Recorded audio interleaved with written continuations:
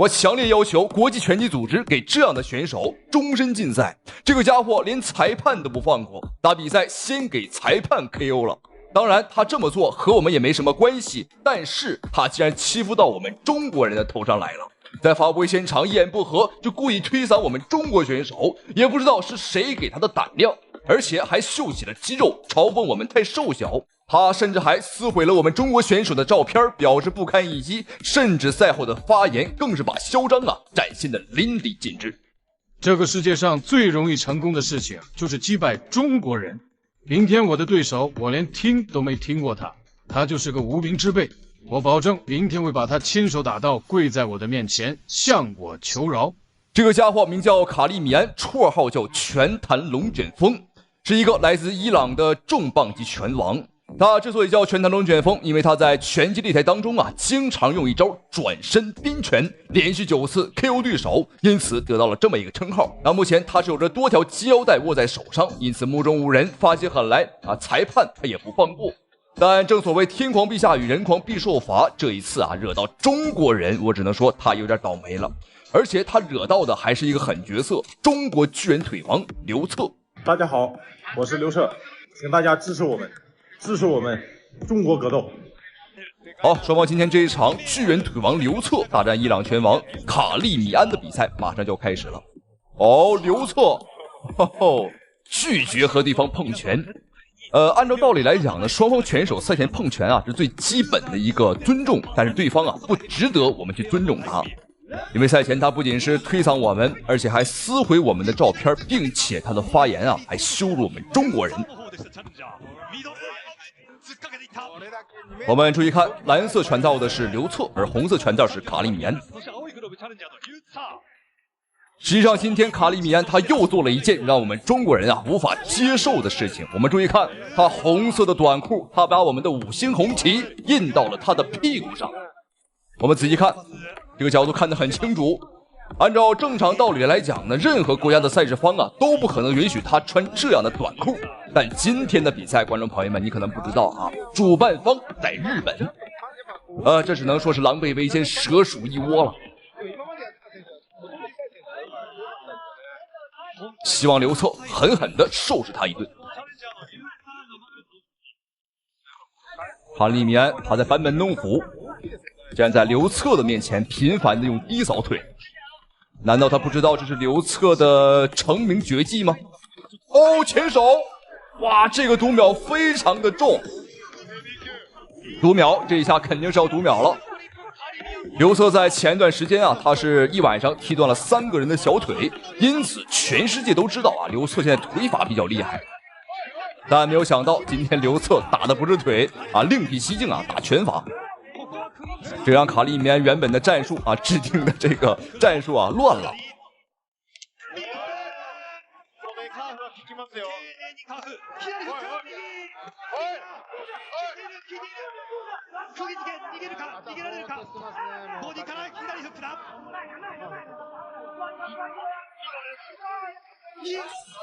这个顶膝，这一下是对方重心失衡，并不是击倒。漂亮，又是一个前手，再次把卡利米安逼至绝境。又倒了。但这一下裁判平手，表示说不算。但刚刚那一下我觉得可以算作是读秒但裁判的意思是对方自己转身重心失衡，这个偏袒已经是偏袒的不能再明显了。但是没关系，刘策继续乘胜追击。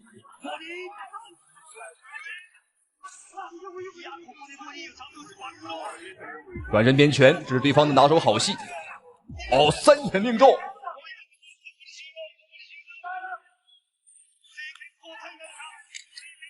有点坚持不住了，最后的10秒钟，哇，连续的2个右手大力摆拳打中太阳穴，这是实打实的打的都不是下巴，是太阳穴。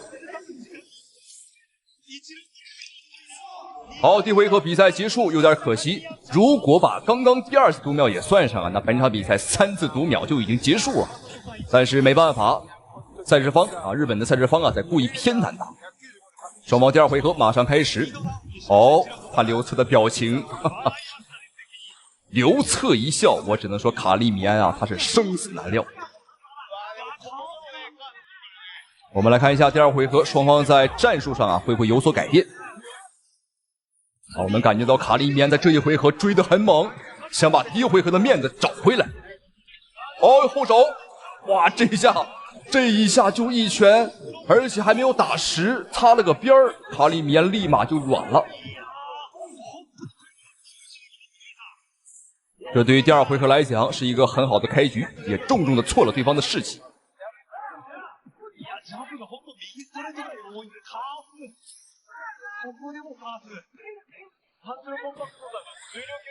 哦，倒了，这一下是对方转身边拳，但刘策呢，看到对方出招的一瞬间啊，选择低头。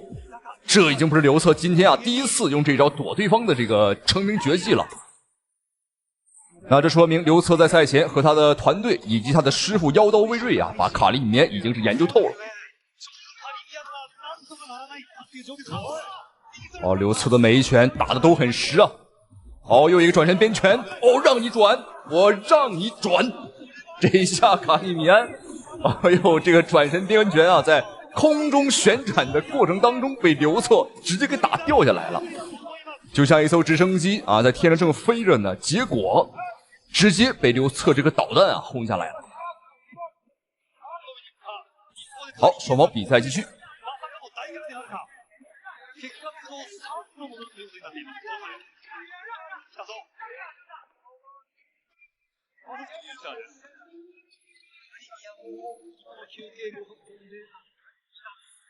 刘策还在观察这场比赛，刘策肯定是想要 K 掉对手，不 KO 对手的话，难解心头之恨呐！好漂亮，拳腿组合，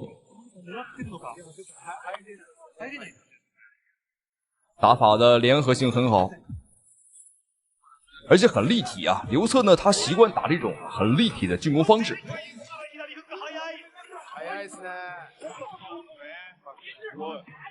现在卡利米安小心脏啊，跳得很快啊，估计已经飙到1分钟跳200下了吧，很紧张啊，很害怕。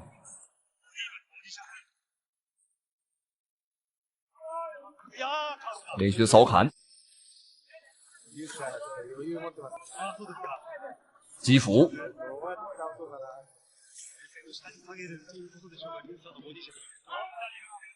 现在卡利米安呢，他也不愿意往后退，因为他知道啊，再像之前那样，哦哟，真是龙卷风啊！转身边拳接神龙摆尾。观众朋友们，这属于白白耗费体能，因为他根本打不着我。现在的卡利米安他是要体能没体能啊，这个要状态没状态，也就是说呀，他的速度很慢，在刘策眼里那都是慢动作，他在白白浪费体能。好，第3回合，看一下刘策，我们的中国卷腿王能否 KO 伊朗拳王？待会儿不要认错，穿着红色裤衩，把我们中国国旗印到短裤上，印到屁股这个位置，羞辱的就是伊朗拳王。他故意恶心我们中国观众。卡利米安这个孙子兵法用的不错啊，他这个孙子兵法用的不错啊，知道什么激将法。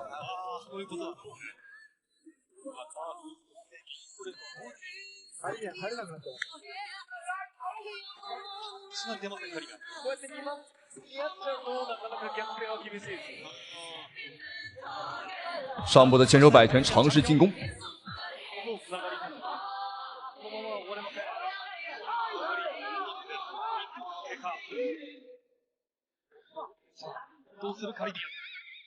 我们观察卡利米安，他双手的报价拿得很紧，但只放在胸前和这个下巴这一块。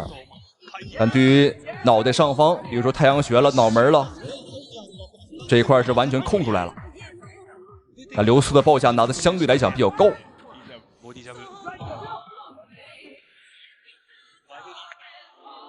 不知道刘策会不会来给我们来一个惊喜啊？给对方来一个太阳穴的爆头。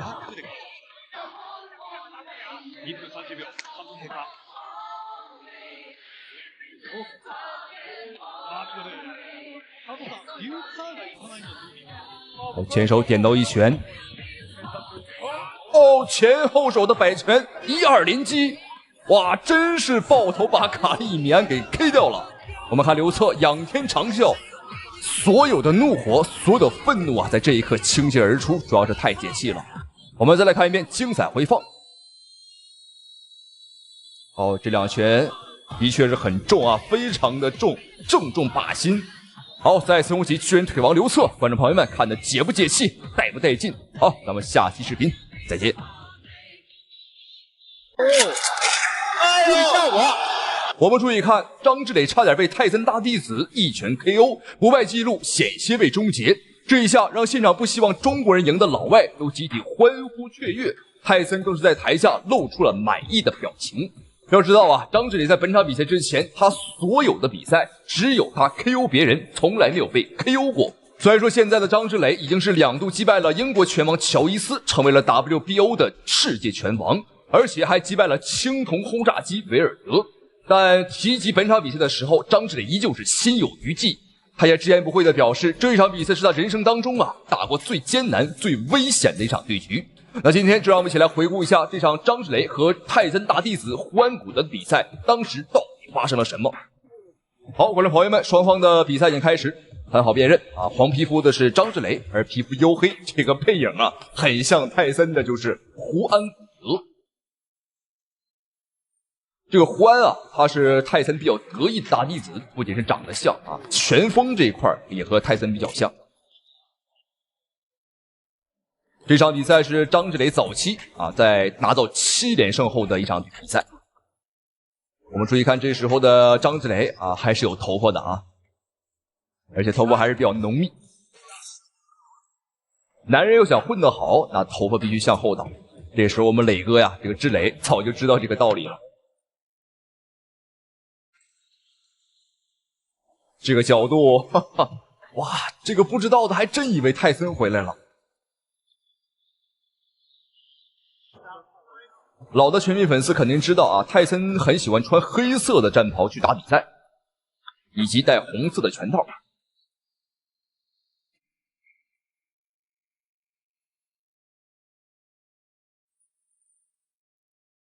本场比赛，泰森也是来到了现场来为胡安古德坐镇。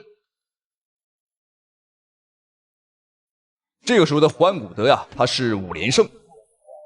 为了能够稳稳的拿下第6连胜，他特意挑选了一个黄皮肤的中国人来打。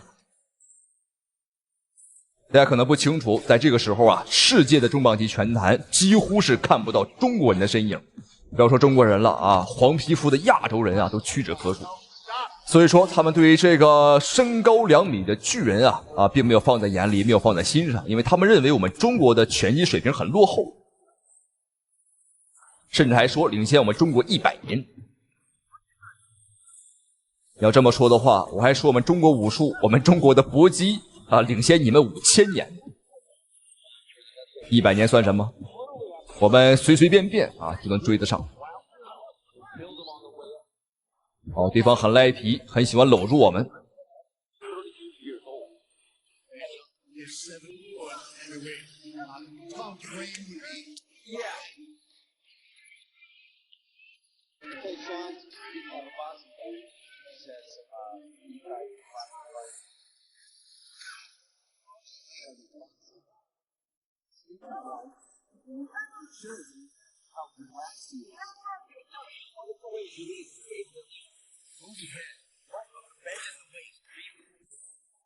这场比赛是4个回合的赛制，所以说张志磊比赛一开始我们可以看到打得非常的主动，因为我们不需要考虑体能上的问题。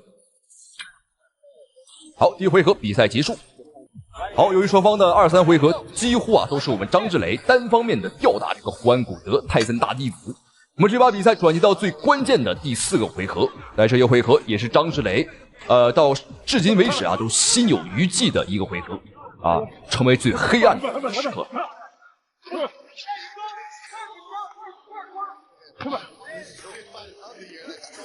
哦，没错，就是这一拳。由于张志磊前面3个回合有巨大的优势，所以说他心态上比较放松，结果一不小心忽略了头部防守，吃到这一拳。但张志磊他站了起来，表示我没问题。但这个时候的胡安古德就像发了疯的野牛，他的体能瞬间就冲上来了。也不知道为什么，仿佛是看到了胜利的曙光啊，看到了能够击败张志磊的一个机会。我们看他呢，没什么章法，甚至很多拳法是把身体啊抡出去，就像是非洲大犀牛、森林大猩猩。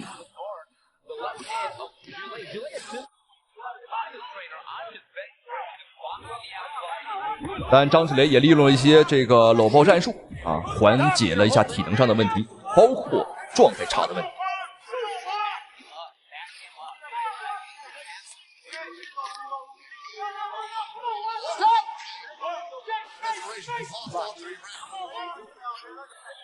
主要是这场比赛，我们张志磊啊，他的臂展和身高优势太大了啊，对方打得非常吃力。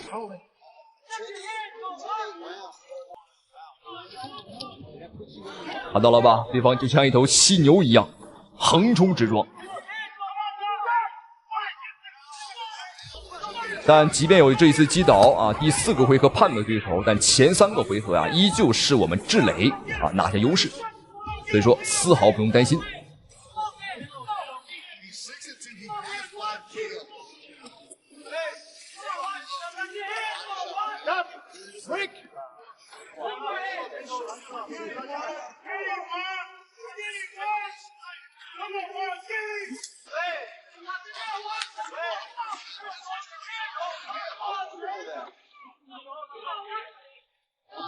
现在恢复好状态的张志磊又开始主导比赛，又开始掌控比赛了。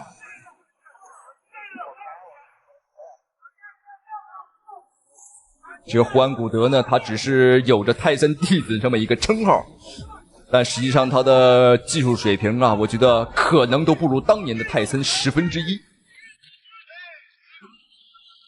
这个时候的胡安古德已经24岁了啊，要知道21岁的泰森就已经是世界拳王了。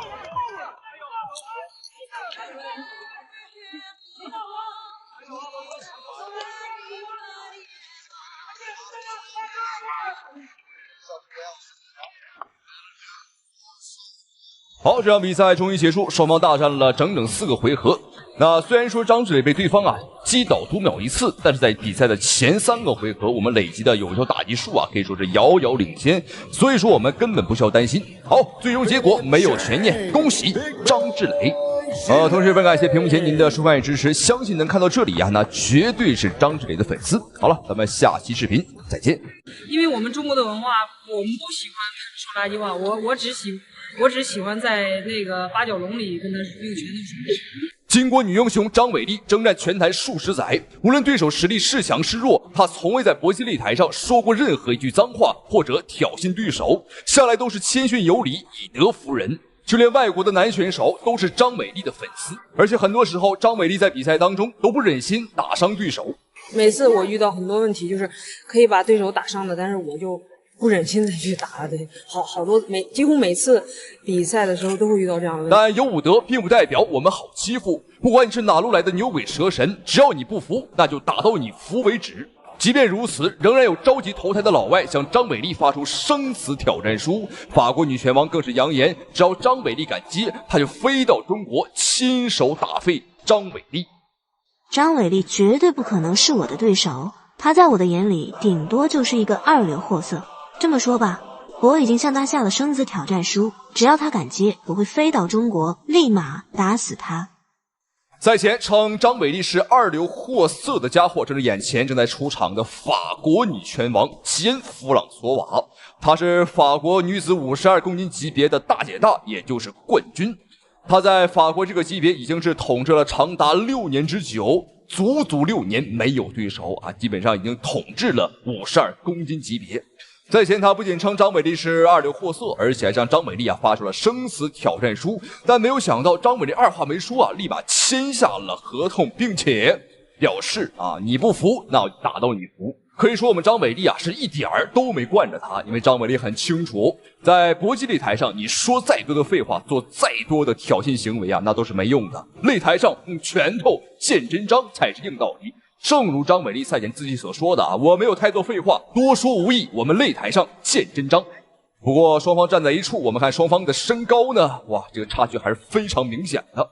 但以小博大对于我们张伟丽来讲啊，观众朋友们那都已经是见怪不怪了，很习惯了。毕竟张伟丽的身高呢，的确是不高，身高1.59米，臂展1.60米，所以说打很多老外啊，打大部分的对手啊，我们都是以小博大。风格十分的相近，而且呢，双方的非常漂亮的连击腿。刚才他的那个连击腿就是他以前有过散打的基础，看谁能拿到这个摔法。好，张伟丽先拿到摔法，而且呢，我们看到基恩是想在倒地同时使用一个断头台的进攻，但是没有那么成功。张伟丽现在是处于上位，处在基恩的双腿的防守式当中。观众朋友们，我们别看张伟丽的身高和体型啊不如对手，但是在力量层面上，可以很明显的感觉到伟丽的绝对实力啊和力量是要大于对手。技术体系来看，因为张伟丽有着散打的背景，也就是说自己在抛摔的方面、摔头方面应该有着更多的经验。双方再次进入战力的缠抱，又是张伟丽后腿摔，再次把基恩摔倒。张伟丽处于上位，并不着急。基恩想要去卡紧这个断头台，又想卡紧断头台，你看，但是从这个断头台呢，很难成功，很难成功，因为张伟丽在往对的一方来过腿，但是现在基恩又回去了。我相信现在屏幕前有些观众朋友们正在跟着张伟丽啊一起咬着牙啊一起使着劲儿。的确，张伟丽的比赛每次看的时候啊，都会调动我们的情绪，而且只要进入到地面，那对手我们看就是叫天天不应，叫地地不灵的一个状态。地面砸拳的进攻，这个他以后无法发力了，已经过腿啊。从这个位置，张伟丽从侧面压制，而且是一个比较高位的侧面压制，也是一个非常成熟的中国格斗的选手。从这个位置，张伟丽刚才用一些的肘击来想一步步瓦解基恩。刚刚双方是要打出擂台了，所以说临时叫停比赛。我们看对方呢，非常配合啊，这估计是让法国女拳王为数不多啊，在地面上啊这么配合的人。哦呦，这招厉害了！我们看法国女拳王双腿死死的夹住了张伟丽的手臂，这招威力到底有多强，到底厉不厉害，恐怕只有她的老公啊最清楚了。现在张伟丽想从上位部署一个十字撑起，非常漂亮，多次的非常重的地面砸拳，而且面对于基恩的双腿上盘，这个机会非常好，机会非常好。是的，再次肘击。我们非常少啊看到女子运动员有这么强的爆发力，特别在缠斗方面。现在他现在像这样的，我说过桥想给他顶起来，但是很难，他的力量不够，就是基恩的力量没有这个张伟丽大，而且在同时，张伟丽是不停的使用上位的砸击拳和砸肘，想要去尽快的缓解对手。如果真像法国女拳王亲口所说，张伟丽是个二流选手，那恐怕对方在张伟丽的身下连二流选手都不如啊！难道法国的冠军啊就是个三流货色吗？张伟丽在上位很稳，无论对方怎么挣扎，无论他怎么去使劲儿，张伟丽就是稳稳的坐在对方的身上，就如同五指大山。我们注意看对方的脚指甲啊，脚趾盖还染成了紫色。这么喜欢紫色没关系，一会儿张伟丽会免费帮你打出一个紫色的眼影。有点急了，毕竟打这种 MMA， 他看来比赛经验确实不多，这是他的第4场比赛。砸肘，不停的砸肘，刚才一个砸肘已经奏效了，差点造成了明显的效果。现在是被迫转身，基恩如果是被迫转身的话，就给张伟丽一个后背裸脚的机会。继续的砸肘、砸拳，不停的砸拳，不停的砸拳。他就今天认为我肯定就用砸肘的赢你，对方赢没有任何防守能力。好，观众朋友们，比赛结束。但是这个比赛结束的有点突然，因为比赛就剩3秒就要结束了。但是法国女拳王实在是挺不住了，因为我们看，哇，她的眼睛上、额骨上方啊，打出了这个鸡蛋大般的血包，很危险。她的教练团队应该是扔出了毛巾投降了啊，毕竟要考虑生命的安全。虽然说签下了生死状啊，但是到关键时刻到见真章的时候啊，果然啊这个还是怂了，还是怕死啊。刚刚的比赛，张伟丽让对手法国女拳王啊是痛不欲生，生不如死，按在地板上疯狂暴打。而这一场比赛则是张伟丽遇到过职业生涯呢最难打的比赛之一，因为这场比赛张伟丽啊在地面战上吃了亏。到底怎么吃的？到底发生了什么？让我们一起来走进比赛现场。对手来自于巴西。与上场比赛截然相反，对方的身高和臂展小于张伟丽，你没听错啊，对方的身高才1.53米。但别看个子这么小啊，是一个十足的小钢炮。好，来了，下潜抱摔。第一下张伟丽防住了，但对方呢是锲而不舍。这里我们看张伟丽是有一个断头的把位，但是角度啊并不是很深。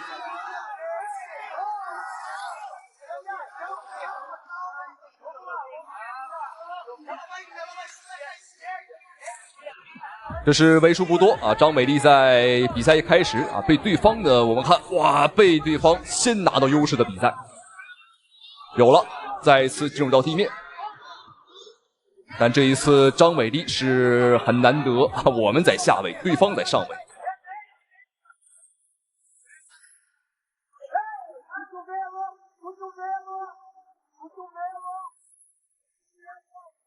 张伟丽现在是一个封闭式的防守。什么是封闭式防守？你就是双手啊盘住对手的脑袋，双腿夹住对手的身子，然后不断尝试找机会蹬开对手。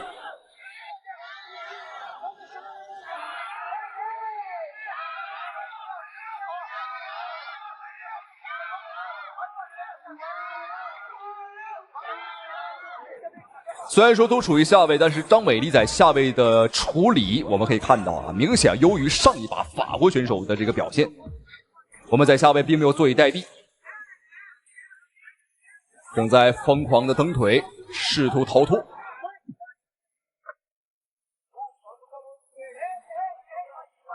这个角度张伟丽很难受啊，想起身的话也不是没机会，可以从侧方位从左边啊转出来，没错。看到没有，观众朋友们，地面战的这个时机和战机啊，就在一瞬之间。我们甚至没有看清楚到底怎么回事。那反正现在张伟丽拿到上位了，我们就不管那些啊，就看张伟丽在上位是如何让对方生不如死的。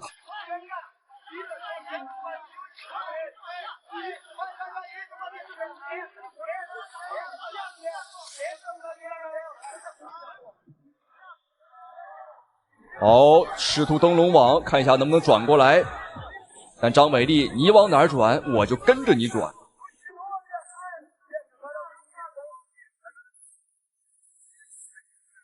可以说啊，就像一块这个橡皮糖啊，像一块这个双面胶一样，粘住了对手。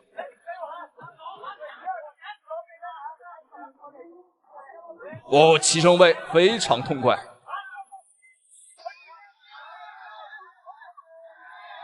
可以说在一瞬之间啊，趁对方不注意。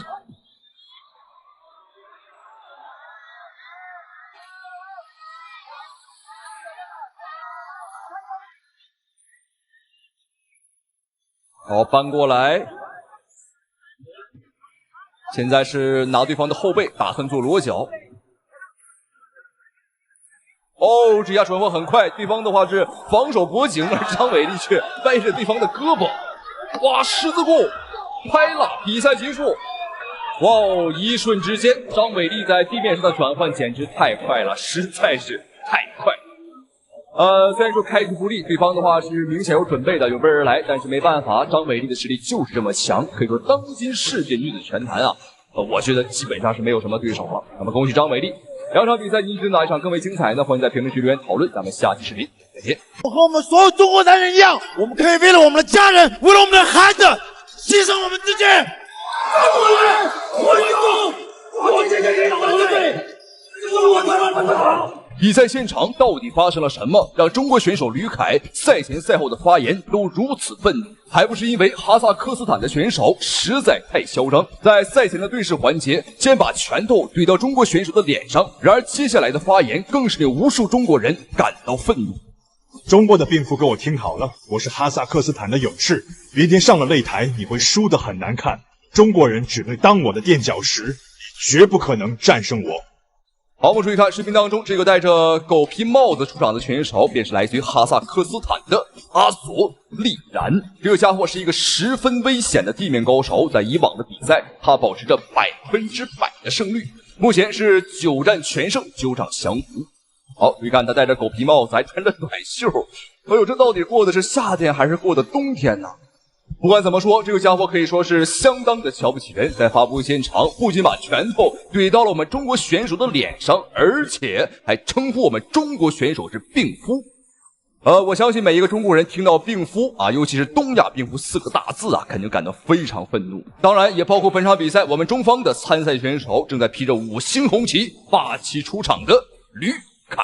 吕凯的外号叫柔术暴君，没错，他的地面技术，他的柔术在我们中国男子综合格斗领域啊，可以说是天花板的存在。但是吕凯最近受到了一些挫折，那就是他目前的战绩啊是3连败。但话又说回来，吕凯这3连败打的都是国际一线高手。其实呢，输并不可怕啊，就怕你输不起啊，输完之后啊，哭哭啼啼啊，这个吵着要退役。但吕凯呢是越挫越勇，越输啊他越敢打。但这场比赛对于吕凯来讲的话，压力的确不小了，对于他来讲那真是背水一战呐。好，双方的比赛马上开始。这场比赛呢可以说是一场啊针尖对麦芒的对局。一个是摔跤好手，而另一个啊是柔术暴君。通俗一点啊，都是缠斗啊和地面系的高手。好，比赛开始，红方吕凯，蓝方阿索利然。这场比赛在赛前还有一件小插曲，那就是对手阿索利然啊，他超重了。没错，超重2公斤，这对于吕凯来讲，他可以选择不打，但是吕凯表示啊无所谓，他敢上，那我就敢打。但是按照赛事方的规则，对方超重的话，如果想赢啊，他必须要 KO 吕凯。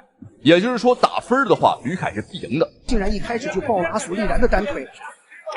从风格上来说的话，他要用阿索利然打法来打阿索利然。柔道对摔跤嘛，是的。柔道暴君是否能够第一见识一下和柔道的往前顶，再听这个，特别快的一个肘击。非常小心，撒钱，低位的抱摔。有一点呢是毋庸置疑的，就是吕凯从来不打无聊的比赛。这场比赛之前呢，因为阿索利然超重，这个双方对点连续的重击，连续的对击，别看一下有没有机会，有没有机会？吕凯连续的重击，连续的重击，看到现在还在重击，还在击打，柔道暴君回归，柔道暴君会拿下比赛吗？现在看吕凯还是会拿下比赛吗？比赛结束了，比赛结束。好，比赛启用时1分22秒，真的是不可思议。我们看吕凯还做起了拉弓射箭的动作啊！这场比赛他打破了自己的3连败的魔咒。但注意看，阿索利然表示不服。阿索利然表示说呢，自己刚刚啊没有被打晕啊，裁判叫停的太早了，所以说呢，并不是他输了，他输给了裁判。我们再来看一遍，他到底晕没晕？好，吕凯一连串的重拳轰炸，这个时候已经没有防守了，这不叫停。我觉得他不应该埋怨裁判，应该是感谢裁判啊！今天裁判是他的救命恩人呐！一连串吃了这么多拳，观众朋友们，您觉得叫停有问题吗？我觉得完全没问题啊！已经没有任何防守动作了啊！如果再打下去，也是无谓的抵抗。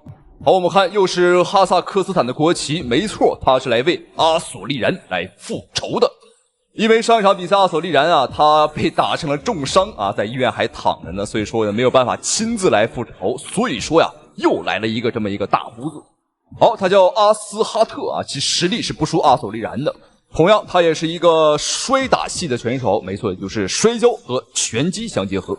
而吕凯也是比较耿直啊，你敢来，我便敢打，甚至啊这个连休息的时间都不要啊，反正你来，那我就跟你打。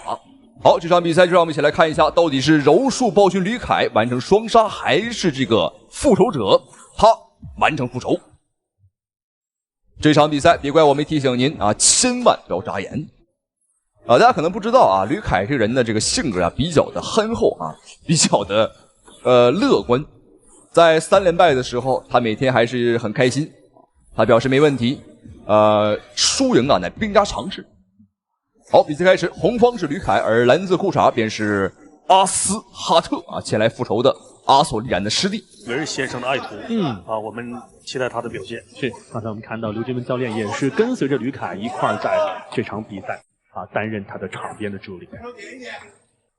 吕凯在这场比赛之前，哎呦，对方的这一脚非常重。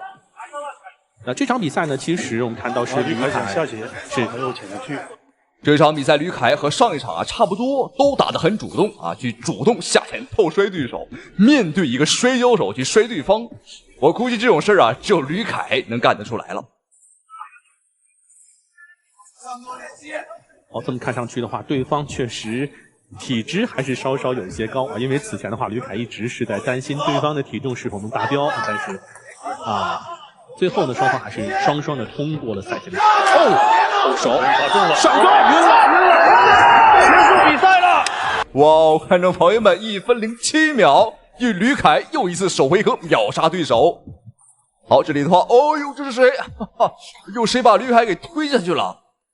这一下差点把吕凯啊这个推到观众席上。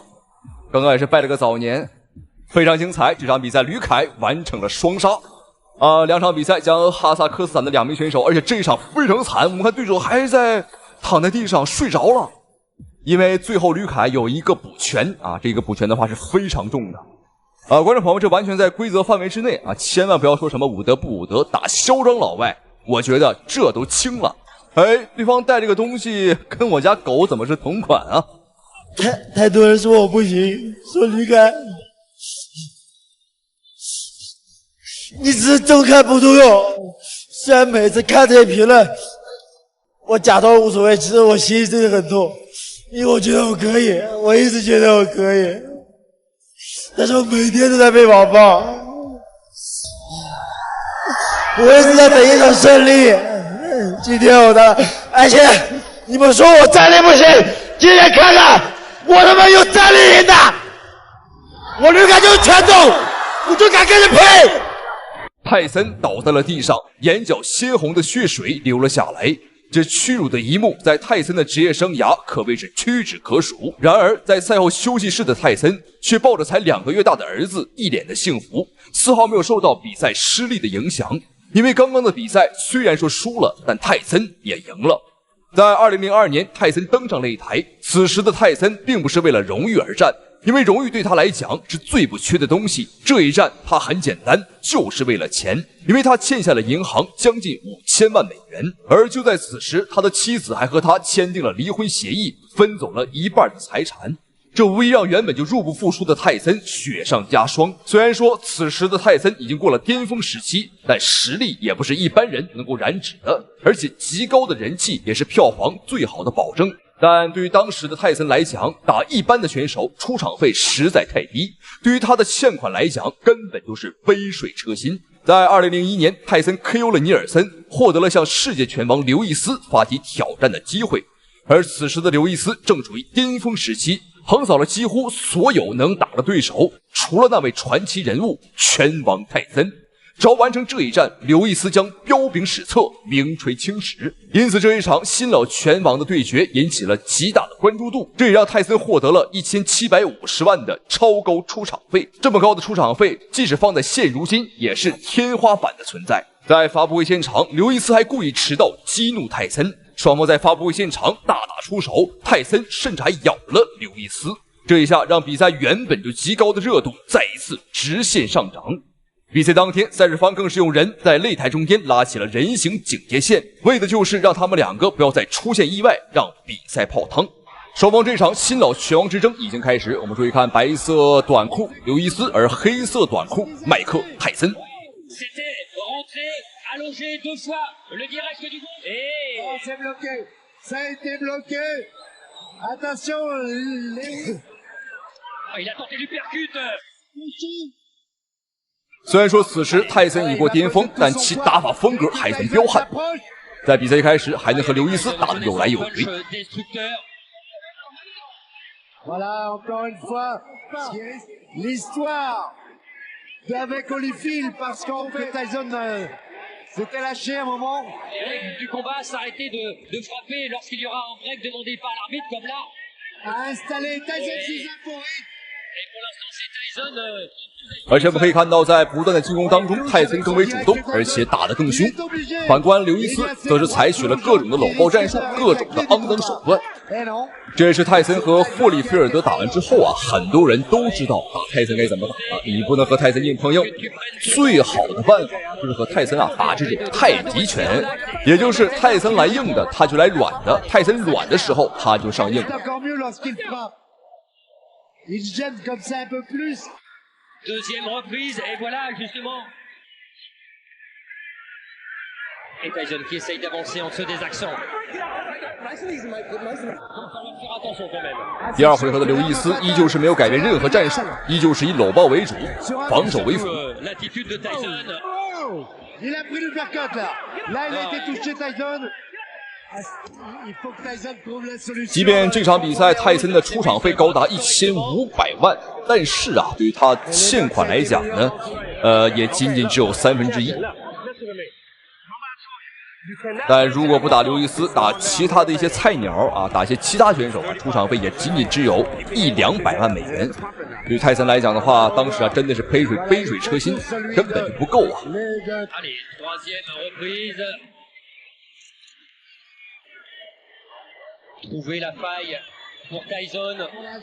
我们可以看到第3回合的泰森依旧非常主动，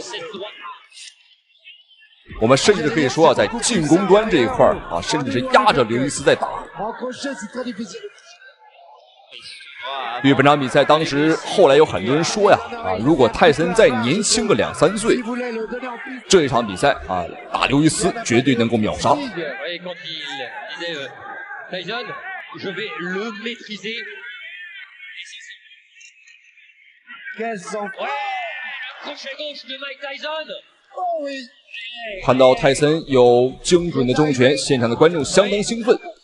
可以说，坐在前排的观众啊，有一大半以上都是泰森的粉丝。Il y a les touches bien sûr de Mike Tyson, mais des offensives, des bombes lâchées comme ça par. 虽然说这场比赛泰森并不是冠军，但他的名气和支持率啊，远远要高于刘易斯。第3回合结束，泰森这边的眼角已经开始流血，这在以往的比赛当中呢极为罕见。没办法，人是要服老的。而刘易斯这边的话几乎没有伤口，因为整场比赛下来，他前面啊都是在猥琐的打，不是跑就是在跑的路上。Dans ce championnat du monde WBC IBF. Ah, il y a du suspense, hein. Le percut encore de Lewis. Et la droite en compte. 现场观众可以说是人山人海。泰森之所以有这么多的观众，之所以有这么多的粉丝啊，因为他打拳非常干净。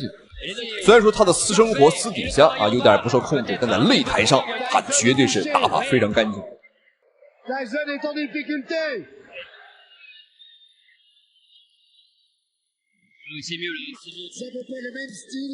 而且泰森的比赛永远都是以小博大，从这一点来说呢，也不得不让人佩服。Évidemment, il pose presque son point.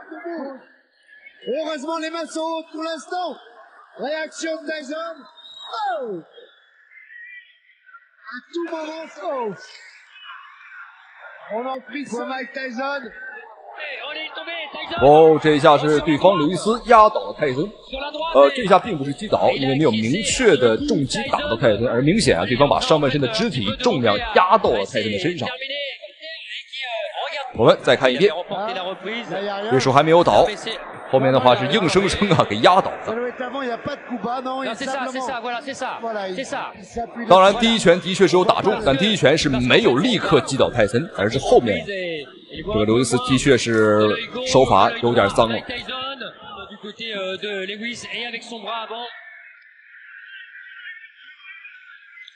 Oh là là, ouais. Et ça Une leçon. Mike Tyson là n'a pas le temps. 第5回合了，刘易斯继续发挥自己身高臂长的优势。只要泰森打进来，他立马采取搂抱。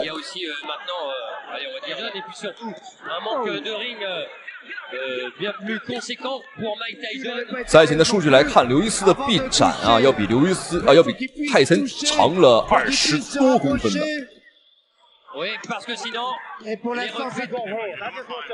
虽然说泰森在比赛的前5个回合进攻非常的凶悍，但他也吃了对手很多的重击，他的眉骨、他的鼻子都在流血。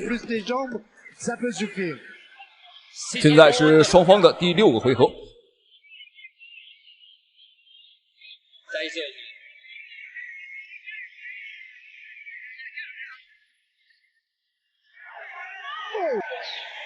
Oh, qu'elle était bien haut, là, celle-là, si elle arrive. Celle-là, elle est arrivée. Avec cette droite-là, normalement, si on peut l'empêcher par excès de confiance. Wow.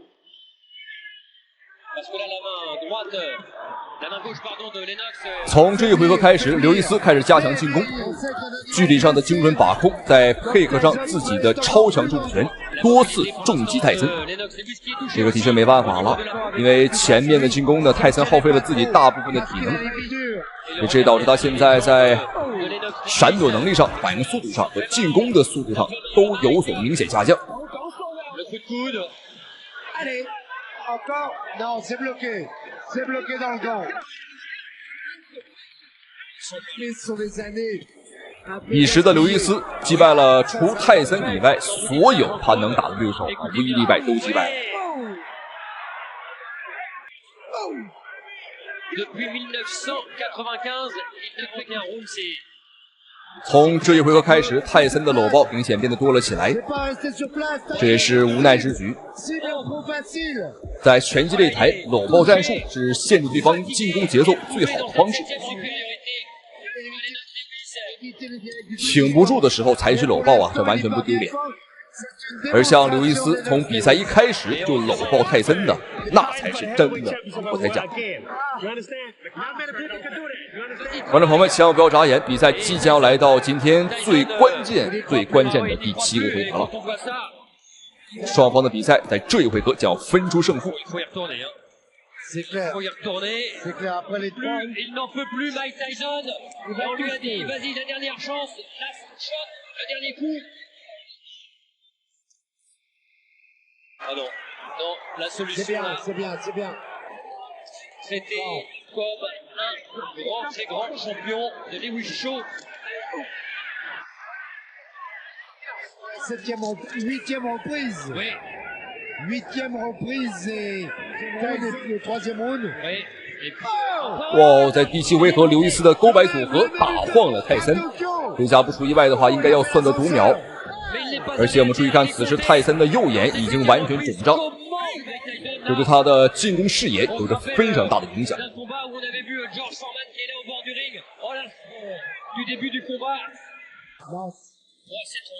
刘易斯选择乘胜追击，疯狂的补刀。很明显，他是想一鼓作气 KO 掉泰森。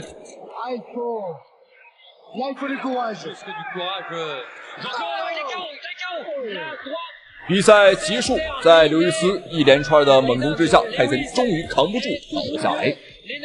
鲜红的血水从他的眼角流了下来，这是泰森呢非常狼狈的一战，但是没办法，因为他早已过了巅峰时期，在拳击擂台谁也逃脱不了年龄这个问题，即使他是野兽泰森。对于这场比赛的结果，你有什么看法？欢迎在评论区留言讨论。您认为年轻和巅峰时期的泰森能否击败刘易斯呢？咱们下期视频再见。Et puis après, il va y avoir les stockades. Ça va être